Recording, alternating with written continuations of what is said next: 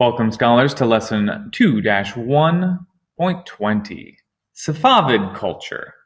Today we're going to be taking a look at this Safavid Empire and dig a little bit deeper into its culture. But quick reminder, the Safavid Empire is an empire that lasts a little bit more than 200 years. This is going to make it significantly shorter lasting than the Mughal Empire, which lasts more than 300 years. And way less long-lasting than the Ottoman Empire, which sticks around for about 500 years. So it is a shorter existence, and during much of the existence of this empire, they are at war. Remember, they have more than 100 years worth of war with the Ottoman Empire, and fighting other powers as well, the Uzbeks and later the Russians. Really leads the Safavids to spend much of their time at war. And unlike some of our other empires, a lot of this war is fought on Safavid territory.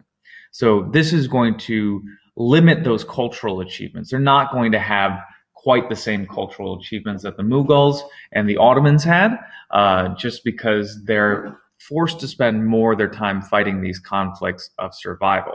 That also makes them the least well-known of these three main gunpowder empires, because their lasting impact was less. Now, when it goes to the government of the Safavids, we see that the head of the Safavid government is the Shah, and the Shah can always trace their bloodline to the Prophet Muhammad. This ties in with Shia Islam, and Shia Islam believing that the leaders should be the descendants of the Prophet.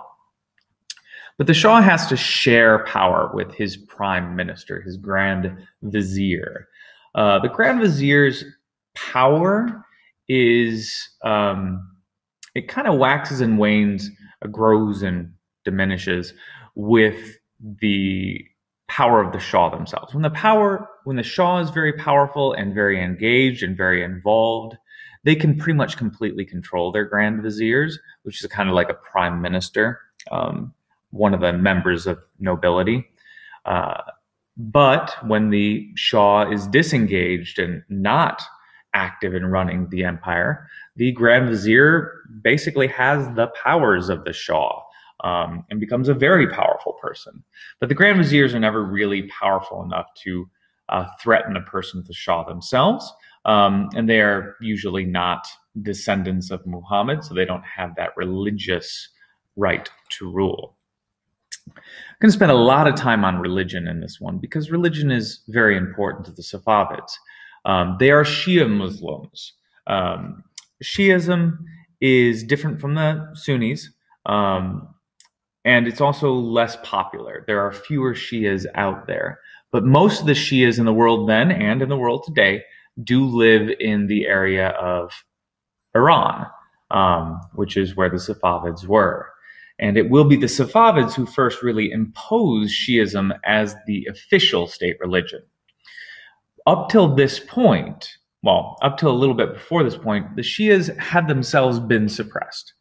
Sunni Muslims did not believe that the right to rule should be limited to just those who were the descendants of Muhammad, and had suppressed those Shia Muslims who tried to assert that that was the case. Now, during the Mongol period, when the Mongols ruled the area, remember, the Mongols pretty much don't care about religion. Whatever your religion is, go ahead and practice it. Just know that we're in charge. So the Shia had been able to reestablish some sorts of authority under Mongol rule. And once the Safavids take over, they're going to seek some sort of retribution against these Sunnis who had suppressed them before the Mongols. And they turn the other side of the coin on them, and the Sunnis, all the Sunni leadership has to either convert to Shiism, or they will accept exile, that is, be forced out of the country, or they will be killed. And Shiism really takes over in the Safavid Empire. So this is not the religious tolerance that we learned about in the Mughals and the Ottomans. This is most definitely religious intolerance. And throughout the empire's history, the Shia religious leaders are going to increase their power, they're going to increase their influence, and they're going to increase the importance of religion in Safavid life. This religious inflexibility leads to a lot of conflicts, a number of internal conflicts, especially early in the Safavid Empire, and also external conflicts as neighboring powers see kind of what's going on in Safavid territories and they want to protect their fellow Sunnis. This is part of the reason why we had so many Ottoman wars.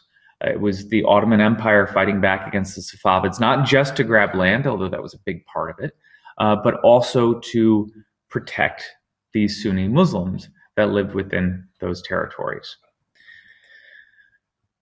Last thing I want to touch on today is the economy.